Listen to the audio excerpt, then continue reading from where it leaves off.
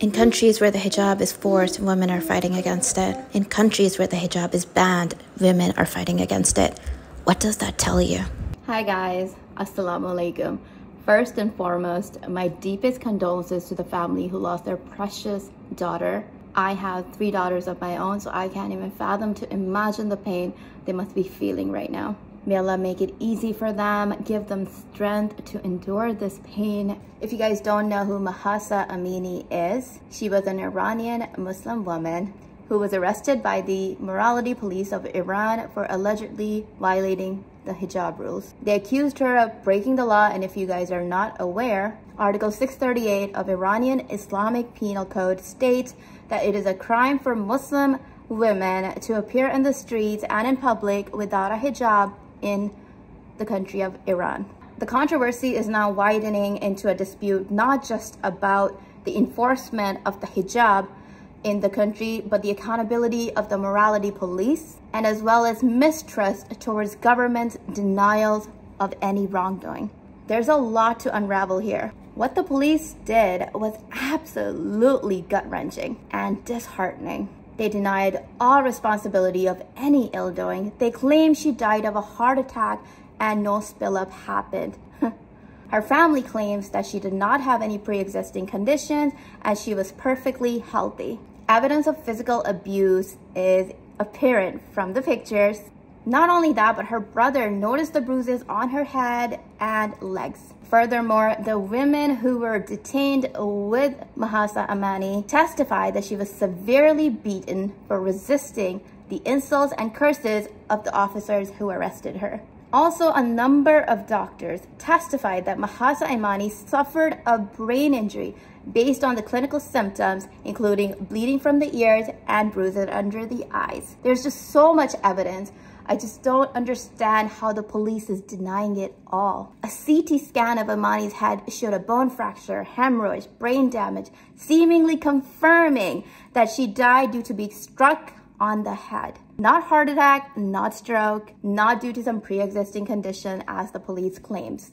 Yet, the police had the audacity to say they did nothing wrong, and that is horrifying to say the least. Cover-ups and denial is a common occurrence in government and police. The police can deny all they want, produce all the evidence that they did nothing of that sort, but it doesn't matter. The fact is, a woman died after she was arrested by the morality police. They should own up to what they did. They physically abused a woman after arresting her for not wearing a hijab. Something needs to change here. What took place is heartbreaking, and now a family is left with the loss of their precious daughter. Nothing the police can say or do can bring their daughter back, but at least don't sprinkle salt on the wound.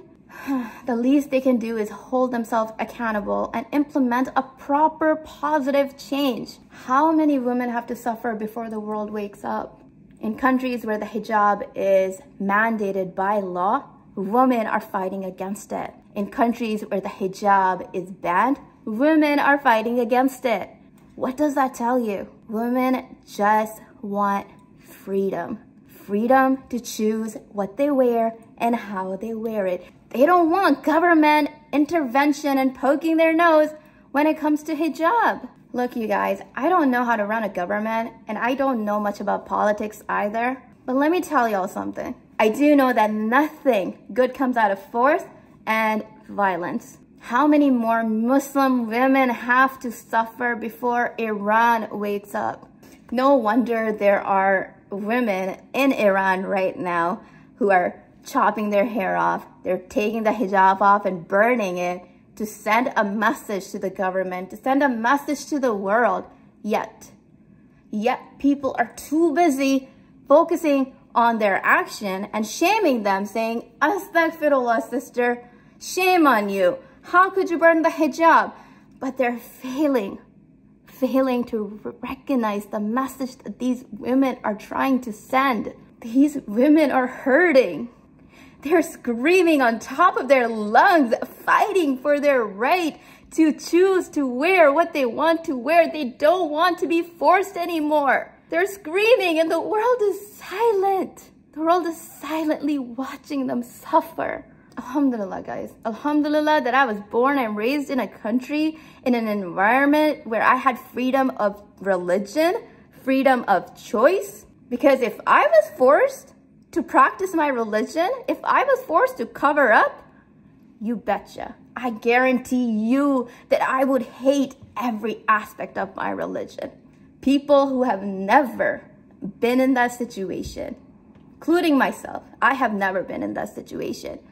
Other people who have never been in that situation will never truly understand the pain of those who have. These women are being forced to wear the hijab. They're being forced to dress modest. We can't fully comprehend and understand what they're going through, but the least we can do is empathize with them. So let's do that. The least we can do is not shame them.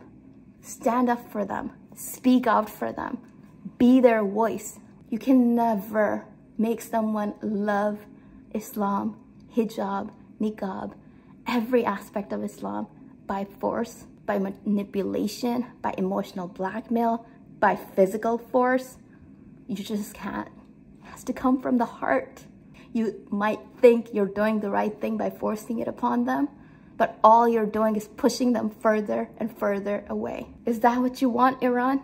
You want these women to be pushed to the edges where they hate hijab and they hate Islam? Is that what you want? Look towards your people. Ask your women, what do they want? Do something.